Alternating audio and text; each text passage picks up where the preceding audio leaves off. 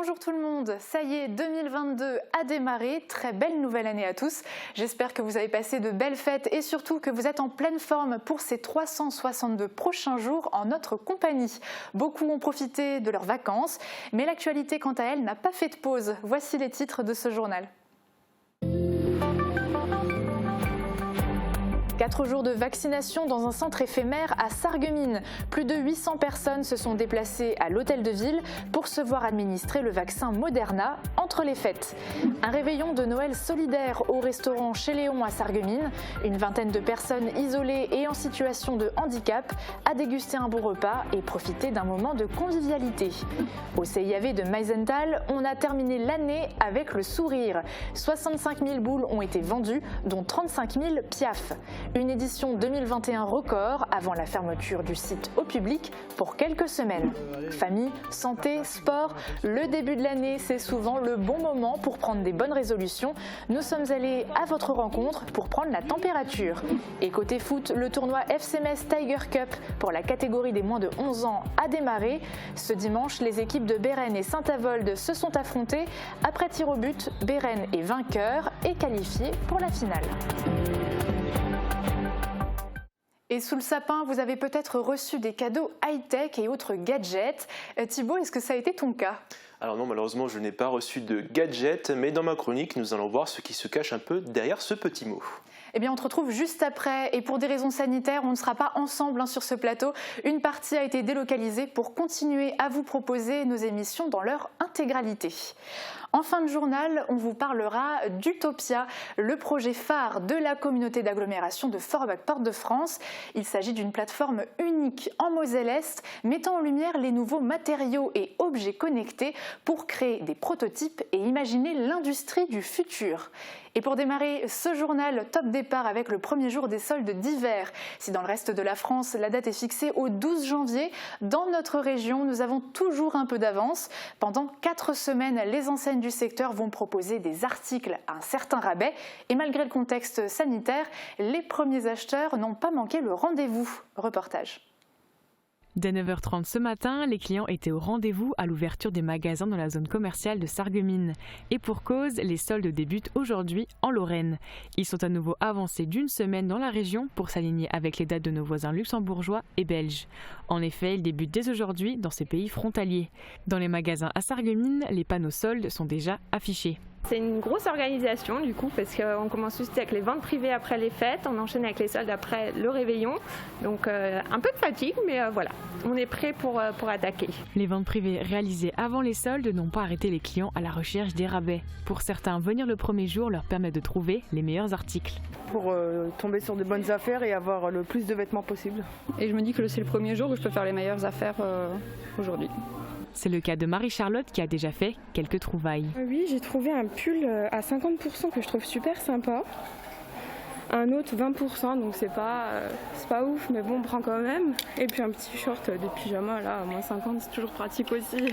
Malgré la recrudescence de l'épidémie liée au coronavirus, les soldes d'hiver sont maintenus cette année. L'année dernière, la date avait été repoussée de 2 semaines à cause de la pandémie. Dans les magasins lorrains, les petites pastilles avec l'indication des rabais vont rester 4 semaines jusqu'au 29 janvier inclus. Pour le reste de la France, les soldes se dérouleront du 12 janvier au 8 février. Autre tradition pour beaucoup d'entre nous, les bonnes résolutions en début d'année. Mais il faut être honnête, rares sont les fois où on s'y tient. Alors certains n'en prennent plus du tout, d'autres continuent de se motiver chaque mois de janvier. On écoute vos réactions. Est-ce que vous avez décidé de prendre des bonnes résolutions ? Non, je n'en prends plus parce que je ne les tiens jamais. Oui, me mettre au sport. Vivre le mieux possible, oublier 2021. Et puis, rendre mes proches heureux. J'attends pas la Saint-Sylvestre pour changer. La bonne résolution, ce serait peut-être, on va faire classique, reprendre un peu le sport. Puis arrêter de fumer, mais ça on sait très bien qu'on le dit chaque année, mais c'est le plus dur, quoi. Je n'en prends jamais parce que je ne les tiens jamais. Moi, franchement, c'est réussir mon bac parce que je suis en terminale commerce. Qu'on soit heureux chaque jour et qu'on fasse tout pour, quoi. Je pense profiter encore plus de ma famille. Chaque année, je prends la bonne résolution de voir les choses positivement. Les bonnes résolutions, c'est une tradition qui se perd ou pas ? Ouais, je dirais pas ça parce que bon, dans mon entourage, on est toujours là le 31. Allez, c'est quoi tes nouvelles résolutions? On se le dit. Et puis non, je pense pas que ça se perd, non. Au contraire, même je pense que ça reste dans les mœurs pour l'instant. Ça, c'est un petit plus, ça motive quoi. J'essaye de me fixer un objectif et je suis très compétitif et ça veut dire que je veux toujours réussir à mon objectif. Du coup, pour moi, c'est important de faire ça. Mais ça se perd pas, on fait ces vœux-là, mais bon, on a du mal à les réaliser souvent. Donc, on en réalise quand même une partie, voilà. Il faut bien, et avec le sourire en plus. Malheureusement, le variant Omicron n'a pas pris la bonne résolution de nous laisser tranquilles. Parmi les nouvelles consignes sanitaires, le télétravail obligatoire au moins 3 jours par semaine dans les entreprises qui le peuvent. À l'école, pas de report de la rentrée des classes, mais un protocole renforcé pour les enseignants et les enfants. En cas de cas contact dans une classe, tous les élèves devront se faire tester en pharmacie ou laboratoire. 2 autotests leur seront ensuite distribués gratuitement pour se dépister à J+2 et J+4. Les parents devront ensuite attester sur l'honneur d'un résultat négatif. En parallèle, la vaccination continue. Entre Noël et Nouvel An, un centre de vaccination éphémère a ouvert ses portes à l'hôtel de ville de Sarreguemines. L'objectif, administrer le vaccin Moderna aux 30 ans et plus, et ce sans rendez-vous. Le tout pour pallier le manque de créneaux entre les fêtes. On fait le bilan de ces 4 jours d'ouverture dans ce reportage. Moins de monde que les premiers jours d'ouverture, mais les patients ont tout de même été nombreux à se déplacer dans ce centre de vaccination éphémère. Globalement, beaucoup d'affluence le matin et avant la fermeture des portes. C'est vrai qu'au départ, quand on a ouvert ce centre, on ne savait pas trop, puisque nous fonctionnons sans rendez-vous, quel allait être le nombre de personnes qui allaient passer. Finalement, on a été très agréablement surpris, puisqu'on va faire au total, sur les 4 jours d'ouverture, on aura 850 personnes à peu près. On a encore 1 heure de fonctionnement aujourd'hui, mais on sera aux alentours de 850 personnes, ce qui est plutôt positif. Et ce, malgré la période des fêtes et le type de vaccin choisi, car avec le Moderna, seuls les 30 ans et plus étaient éligibles. Parmi les patients, Martin, venu pour la première fois. Alors c'est une première injection, donc, parce que ma femme est enceinte, donc pour l'accouchement, j'ai envie d'être là. Sur l'ensemble de la période, près d'une trentaine de primo-vaccinations a été effectuée. C'est principalement des 3e rappels. C'est des gens qui avaient des rendez-vous dans des centres de vaccination un petit peu à distance, sur peut-être deuxième quinzaine de janvier pour la plupart, et qui voulaient tout simplement anticiper. Grâce aux 8 bénévoles qui se sont portés volontaires, le centre a pu tourner avec 4 lignes de vaccination au plus fort de l'affluence. Les hôpitaux de Sarreguemines, quant à eux, ont fourni le matériel et les doses de vaccins au fur et à mesure des demandes. Et le centre a fermé ses portes jeudi soir comme convenu. Dès aujourd'hui, ce sont les centres de vaccination du CHS et celui de Beach qui reprennent le relais, mais sur rendez-vous. C'était un bel exemple de solidarité pendant les fêtes de Noël. Pour la 4e fois, le chef du restaurant de la piscine à Sarreguemines a convié une vingtaine de personnes, des patients du CHS et des travailleurs handicapés qui auraient passé leur fête de Noël seuls. Marie-Morgane Pires a assisté aux festivités. Nous sommes le 24 décembre, soir du réveillon de Noël. À l'heure où beaucoup retrouvent leur famille et leurs proches pour partager un bon repas, certains se retrouvent seuls. Léon Plizac, chef du restaurant de la piscine, a décidé d'offrir un cadeau à une vingtaine de personnes isolées, un menu de fête, mais surtout un moment chaleureux et convivial. Cela fait plusieurs années qu'il organise cette action solidaire. Pour moi, c'est fort. Peut-être que je verserai une petite larme parce que c'est vrai que c'est beaucoup d'émotions. Et j'invite les gens à le refaire aussi. Il faut ouvrir son cœur le jour de Noël, le soir de Noël. Ce soir-là, au service, on ne retrouve pas son personnel habituel, mais uniquement des bénévoles. Parmi les 4 qui se sont mobilisés pour ce réveillon, on retrouve Jean. Lui aussi, loin de sa famille lors des fêtes, il a déjà participé à cette opération il y a 2 ans. Plutôt que d'être seul à la maison, de regarder la télé bêtement et de rien faire, je préfère participer, aider les gens, faire des choses avec les gens, voir du monde, être entouré. Je pense qu'eux en ont besoin, j'en ai besoin aussi. Bon appétit. Alors là, vous mangez une terrine de Saint-Jacques. Ah oui. Cette année, Léon Plizac a convié des patients du centre hospitalier spécialisé de Sarreguemines, ainsi que des personnes en situation de handicap de la résidence Lydie Guggenheim. Un cadeau de Noël précieux pour les convives du soir. C'est super, je trouve. Ah non, il n'y a pas de problème, c'est avec le cœur. C'est magnifique. Merci. Ce sont des gens qui dans une grande majorité, sont hospitalisés sur un plus long cours, qui se sont chronicisés aussi et donc du coup bénéficient souvent d'une longue hospitalisation. Et leur permettre de sortir un 24 décembre, pour eux, c'est une grande surprise aussi. En plus du repas, chaque invité est reparti avec un cadeau. Des dons que le chef a reçus de commerçants et de particuliers du secteur et remis par le Père Noël en personne. Vous faites peut-être partie des chanceux qui ont pu acheter la boule de Noël Piaf. Imaginée par la designeuse Harmonie Bégon et vendue sur le site verrier de Meisenthal entre autres, elle a plus que séduit le public. Les ventes ont explosé, toutes boules confondues par rapport aux autres années. Autre particularité, le retour de l'accueil du public dès le 11 novembre. On s'est rendu sur site le dernier jour d'ouverture pour faire le point sur la saison. Une année exceptionnelle, record, hors du commun. Les mots sont forts, mais dans toutes les bouches, au centre d'art verrier de Meisenthal, et pour cause, 35 000 boules Piaf ont été soufflées. Pour mémoire, l'année passée, nous avions produit 27 000 Magma, on en avait vendu 24 000 sur le net, donc on a augmenté la production de plus de 30%, grâce notamment au nouveau four, à une organisation encore plus millimétrée avec nos verriers, des saisonniers, mais également les stagiaires du lycée Labroise de Sarrebourg qui nous ont prêté vraiment main forte. 65 000 boules, c'est énorme. Plus de 2/3 ont été vendus ici sur place. 16 à 17 verriers étaient mobilisés chaque jour sur les 3 fours pour une production quotidienne de 550 à 600 Piaf. Une soixantaine de personnes en interne et sur les stands en extérieur ont travaillé autour de la nouvelle boule de Meisenthal.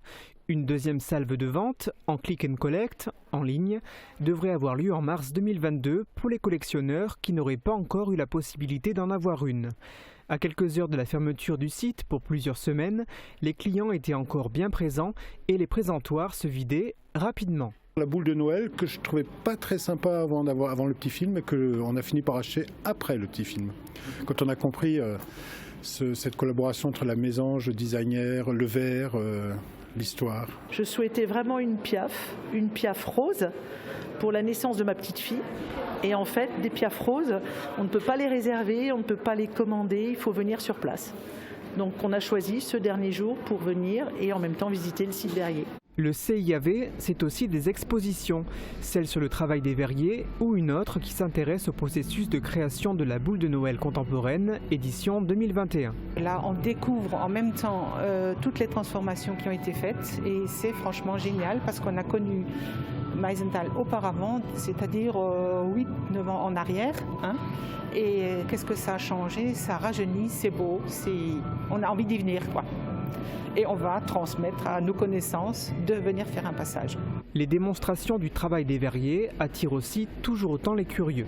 Tout ça est mis en résonance un peu avec la politique d'animation de Noël du Pays de Bitche qui a vraiment pris un vrai tournant cette année avec le Sentier des Lanternes, avec la boutique Moselle Passion, l'Office de tourisme, la communauté de communes qui a mis en musique toute cette animation.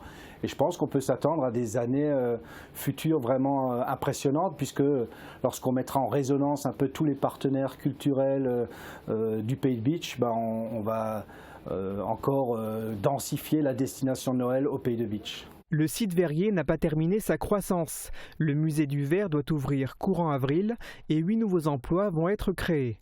Sont prévus l'embauche d'animateurs, de guides et de médiateurs de salles pour ce musée, mais aussi la transformation d'emplois saisonniers en emplois pérennes au niveau des souffleurs de verre et des embauches pour renforcer l'équipe de vendeurs dans la boutique. La valeur n'attend point le nombre des années. Fort de ce constat, le FC Metz s'intéresse aux jeunes footballeurs de la région. Pour ce faire, le club grenat organise une Tiger Cup réservée aux U11 et aux U10. La première étape du tournoi s'est déroulée hier à Bérennes-les-Forbach. Guillaume Dumonteil revient pour nous sur cette rencontre sportive. Au bout des 7 minutes de temps réglementaire et des 3 minutes de temps additionnel, Bérennes et Saint-Avold n'ont pas réussi à se départager. Mais il ne peut y avoir qu'un seul gagnant. La décision va donc se faire au tir au but et c'est la mort subite. Le premier joueur qui rate son pénalty fait perdre son équipe. Dommage pour Saint-Avold, le gardien de Bérennes détourne le ballon. on voulait gagner, on l'a fait, on a joué collectif et on a eu confiance en nous. L'US Bérennay-Forbach se qualifie donc pour la grande finale de la FCMS Tiger Cup 2022. Cette équipe et 2 autres formations présentes lors de cette première étape de la compétition iront donc à Saint-Symphorien sur les installations du FCMS le 25 juin prochain pour en découdre avec les meilleurs jeunes footballeurs de la région Grand Est et du Luxembourg. Le but pour le club grenat à travers cette compétition est clair, repérer de nouvelles pépites.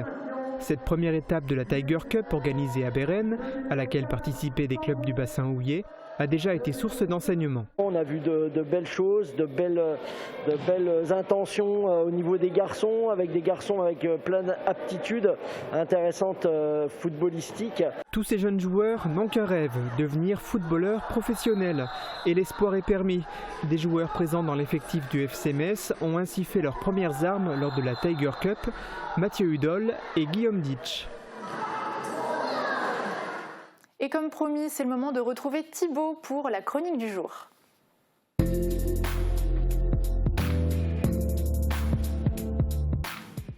Et pour débuter cette nouvelle année 2022, Thibaut, tu as décidé d'évoquer le merveilleux monde des gadgets. Oui, et je ne vais pas parler ceux qui ont été utilisés par James Bond ou encore de l'inspecteur gadget que tout le monde connaît. Non, je vais vous parler de ces petits objets high-tech que vous avez peut-être reçus au pied de votre sympa ou que vous allez peut-être acheter avec les sous que vous avez reçus. Et alors concrètement, ce mot gadget, ça veut dire quoi, Thibaut ? Un petit mystère plane autour de l'origine de ce mot. Aujourd'hui, si on croit le dictionnaire, ce mot désigne un objet original, amusant, mais qui n'est pas d'une très grande utilité. Ça arrange pas trop nos affaires, ça veut dire qu'on ne sait pas du tout d'où il vient alors ? Si, alors il y a plusieurs pistes qui entrent en scène et elles sont toutes françaises d'ailleurs. Donc si on rentre par exemple dans le dialecte occitan limousin, un peu compliqué, il y a un nom masculin qui signifie gadge, qui désigne un petit outil ou un petit ustensile. Ce mot est apparu dans le dictionnaire de la langue limousine en 1779. Il y a une autre piste avec la langue gascogne, le mot gadget. C'est un mot qui apparaît dans le dictionnaire de la langue gascogne et du Béarnais moderne, qui a été écrit par Simon Palais et qui, lui, est apparu en 1930. Il y a d'autres sources qui disent que le mot gadget est venu du nom de l'entreprise Gaguet-Gauthier. C'est l'entreprise qui a réalisé des miniatures de la Statue de la Liberté en 1886. Et le terme aurait été d'usage dans la langue anglaise durant la même période à peu près. Ok, mais alors aujourd'hui, ce terme est un peu utilisé à tout va alors ? Oui, alors aujourd'hui, ce terme ne désigne plus l'éplucheur de patates à la forme bizarroïde ou encore la petite peluche lama chauffante qu'on utilise à court terme. Aujourd'hui, ce mot est étendu aux nouvelles technologies, aux inventions qui ont marqué l'histoire avec un grand H, aux nouveaux objets high-tech, les tablettes ou les smartphones qui, eux, par contre, sont indispensables pour la majorité d'entre nous. Alors, est-ce qu'on sait quand sont apparus les premiers gadgets, Thibaut ? Alors les gadgets, au sens où on le comprend le mot aujourd'hui, seraient apparus dans le début des années 1960, un moment où la production industrielle pouvait permettre une fabrication en série. Donc si j'ai bien compris, gadget, ça ne veut pas forcément dire inutile. Ce mot, on va beaucoup l'utiliser, j'ai l'impression, durant cette chronique. Non, ça ne veut pas forcément dire un objet inutile. Il y a plusieurs catégories d'objets dans le mot gadget. Alors, il y a les objets qui n'ont pas de fonction particulière, mais qui sont sympas à regarder, tout simplement. Sous la catégorie des gadgets de bureau, je vais appeler à la barre la pendule de Newton. Je pense que tu la connais, Uranie, oui, cette tout pendule. À fait. Cette pendule comprend 5 billes. Elle illustre en fait la théorie de conservation du mouvement et de l'énergie. Si vous prenez une bille et que vous la lâchez, un mouvement perpétuel va se créer entre les deux billes aux extrémités. Il y a aussi la lampe à lave que certains auront eu. Alors ce n'est pas de la lave qui est à l'intérieur, mais des boules de cire fondues qui trempent dans un liquide transparent. Et parmi tous ces objets, je citerai encore les boules à neige ou encore les fameux hand spinners. Et Thibaut, je sais que tu as dans ta sacoche encore plus de gadgets, cette fois-ci déjantés. Explique-nous tout. Oui, on va se diriger tout de suite vers le Japon qui ne manque pas d'imagination pour créer toutes sortes d'objets qui, à la base, ont un but noble qui est de faciliter notre vie quotidienne. Mais bon, certaines inventions n'ont pas trouvé beaucoup d'acquéreurs et on va commencer très fort avec le rouleau de papier toilette chapeau. Voilà, donc idéal, très idéal lorsque vous avez le rhume toute la journée et vous pouvez vous moucher à n'importe quel moment. Très esthétique, hein ? Oui, très esthétique. Je ne sais pas quand on le porte, mais en tout cas, voilà. Il est considéré comme étant utile. Vous avez aussi le stick à beurre. Alors le stick à beurre qui n'est pas utilisé qu'au Japon, mais également aux États-Unis. Voilà une autre manière de tartiner ces tranches de pain. Voilà, avis aux adeptes des cols, des petites tubes en colle. C'est très scolaire, ouais, en effet. C'est très scolaire, oui, je pense qu'il y a une inspiration derrière. Nous avons aussi la cravate parapluie. Voilà, la cravate parapluie qui vous évitera de prendre une douche froide. Vous pouvez dégainer le parapluie depuis votre cou, très pratique également. Et on finit par ce petit objet tout mignon. C'est un petit bonhomme qui s'installe sur votre plat préparé. Qu'est-ce qu'il fait ce petit bonhomme ? Une fois que la température est bonne pour votre plat, le petit bonhomme en a marre et décide de tomber de votre plat et en fait c'est le signe pour dire que c'est bon. Voilà. Super. En tout cas, ils sont hyper créatifs, mais les gadgets, comme tu l'as dit, c'est aussi lié aux nouvelles technologies. Oui, quand on veut s'offrir des gadgets aujourd'hui, on se tourne plus vers les technologies en vogue. Je parle des drones, des smartphones, de la domotique, des écouteurs sans fil ou des montres connectées. Mais on applique aussi ces technologies pour des objets moins utiles, plus décoratifs. Et je prends l'exemple de ce pot en fleurs qui lévite. Voilà, c'est pour décorer. C'est sympathique. C'est très sympathique. Voilà, donc grâce au magnétisme, vous avez un pot de fleurs qui flotte. Et alors, j'ai entendu dire que pour la fin de ta chronique, tu avais le grand gagnant de l'inutilité. Oui, sur le sommet du podium, la championne du monde, j'ai nommé la machine inutile. Voilà. Ah oui, d'accord. Elle porte bien son nom. C'est un dispositif qui effectue une tâche qui ne sert à rien. Voilà.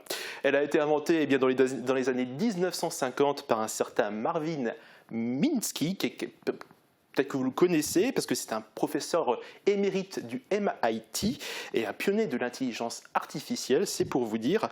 Alors cette boîte, on la surnomme aussi la boîte Laisse-moi tranquille. Alors pourquoi la boîte Laisse-moi tranquille ?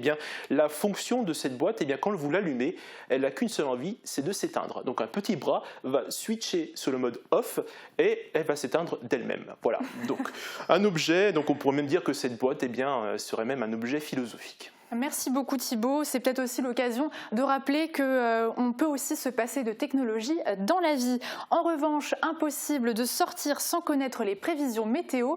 On regarde ça tout de suite et puis on se retrouve juste après. Couverture, crépissage, peinture et isolation. Avec Moder Habitat, votre maison sera belle et confortable par tous les temps. Retrouvez votre programme avec le Crédit Mutuel, partenaire des grands événements de votre région. Une banque qui appartient à ses clients, ça change tout. Bonjour tout le monde et surtout, bonne année! Je vous souhaite à tous une année exceptionnelle en espérant que la santé soit au beau fixe. Et prenons la bonne résolution cette année de profiter de nos proches, de nos amis et de tous les petits instants de bonheur. Et croyez-moi, il y en a tous les jours. Et on peut aussi espérer retrouver le soleil, mais ce ne sera pas pour demain. Dès le matin, le ciel sera couvert et les averses ne se font pas attendre. Elles vont durer toute la journée et de forts cumuls de pluie sont à prévoir. Côté température, les minimales iront de 0 à 1 degré et les maximales de 10 à 13 degrés. Demain, nous fêtons les Dorothées et il fera jour de 8h25 à 16h47. Merci encore d'avoir choisi Mosaïque Cristal et de nous suivre pour cette nouvelle année. Passez encore une très bonne journée et à demain. C'était votre programme avec le Crédit Mutuel, partenaire des grands événements de votre région. Une banque qui appartient à ses clients, ça change tout. Carrelage, porte, parquet et dalles extérieures. Pour une maison moderne et élégante, rendez-vous chez Prolux Design. Prolux Design, 80 route de Nancy, à Sarreguemines. Pose du réseau gaz à Rimsdorf. Aujourd'hui, nous sommes en Alsace. Nous pouvons travailler dans le pays de Bitche, dans le pays de Sarreguemines, même Sarrebourg, et nous déplacer ne nous fait pas peur. Enfouissement de la ligne haute tension à Sourtes. Ça permet une sécurisation de l'alimentation électrique du village et aux alentours. Acquisition d'un camion aspirateur dernier cri. Il nous permet d'aller très vite lorsqu'on fait des trous de sondage en milieu urbain et de travailler en toute sécurité. un partenariat avec le CHS de Sarreguemines et l'association Réhab. Le handicap a sa place dans le milieu du travail. En 2021, WETP et CMIT ont réalisé 500 branchements, posé 30 000 mètres de réseau sec et enfui 10 000 mètres de réseau aérien. GRDF, Enedis et les collectivités locales nous ont une nouvelle fois fait confiance. Le groupe Wagner, ce sont aussi 2500 barrières de sécurité, une flotte de 40 véhicules et surtout 50 salariés qui œuvrent au quotidien. Pour 2022, nous vous adressons tous nos vœux pour relever les défis qui sont les vôtres.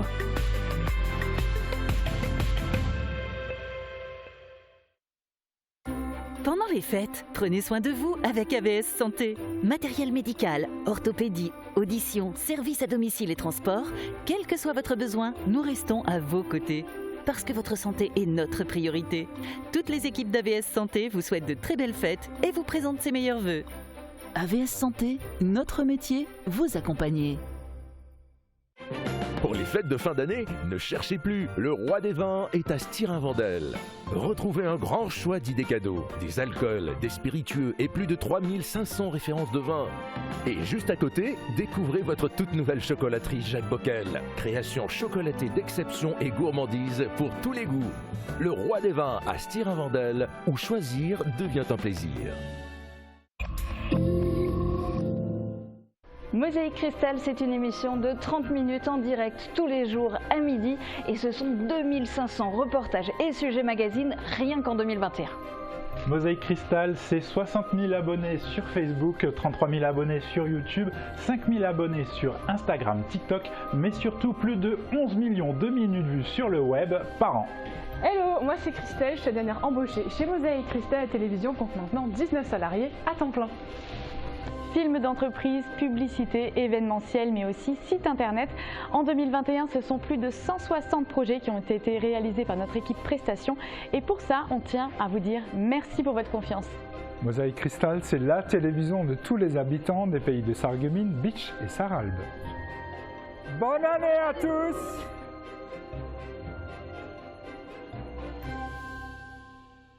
Je vous propose maintenant de découvrir Utopia, une nouvelle plateforme dédiée à l'innovation industrielle. C'est un projet mené en collaboration avec la communauté d'agglomération de Forbach et la plateforme de transfert de technologie de l'Université de Lorraine, Plastinov. Le projet a été inauguré au cœur d'une pépinière d'entreprise. Regardez. Le projet Utopia est loin d'être une utopie puisqu'il vient de prendre forme. Utopia est le projet phare de la communauté d'agglomération Forbach Porte de France en matière de reconquête industrielle. Il s'agit de mettre à disposition des entreprises, des étudiants et des formateurs, ainsi que des habitants du territoire, un plateau technique de pointe dédié aux nouveaux matériaux et objets connectés. On a mis en place des outils au profit des industriels, au profit des étudiants, où on peut faire des expériences, où on peut faire du prototypage qui après peut servir à l'industrie pour faire des pré-séries et voir des séries plus complètes. Donc servir les industriels lorsqu'ils ont des demandes spécifiques dans le moulage, dans la plasturgie, et de développer ça et de faire venir des étudiants, de faire venir également des collégiens pour voir et pour apprendre un peu ce qui se fait dans l'industrie, notamment avec des outils très modernes, très complexes. Nous avons développé EasyTech. L'innovation tient une place primordiale dans la politique de la région Grand Est pour la mise en œuvre de sa stratégie régionale. Nous aidons ainsi les projets collaboratifs de recherche, de développement et d'innovation et tous les projets industriels, qu'ils soient issus des PME, des grandes entreprises, des laboratoires universitaires. Nous souhaitons faire de la région le premier territoire de mutation industrielle autour de l'industrie du futur. Et nous expérimentons de nouvelles approches en lien avec les territoires afin d'optimiser tous les potentiels du Grand Est. Le projet s'inscrit dans le programme Territoire d'industrie de Moselle-Est et fait de Forbach la seule ville en Moselle-Est à proposer ce type de plateforme. Pour un investissement de 356 000 € couvert par les universités, les industriels et les collectivités locales et bien sûr la région et l'État. On parle souvent du digital comme une évolution des outils et une évolution notamment de l'outil de production. Or, le digital, c'est avant tout une évolution des mentalités. À accompagnement scientifique et technique, personnalisé et adapté aux besoins, le projet Utopia favorise ainsi l'émergence d'entreprises et de nouvelles activités sur le territoire de Forbach. L'objectif est de favoriser l'utilisation des nouvelles technologies par la totalité des utilisateurs de l'agglomération forbachoise. Et qui dit nouvelles technologies dit aussi réseaux sociaux. Vous pouvez nous retrouver sur notre site internet www.mosaïque-cristal.tv, sur YouTube et bien évidemment sur notre page Facebook. Je vous souhaite une très belle journée et puis je vous dis à demain.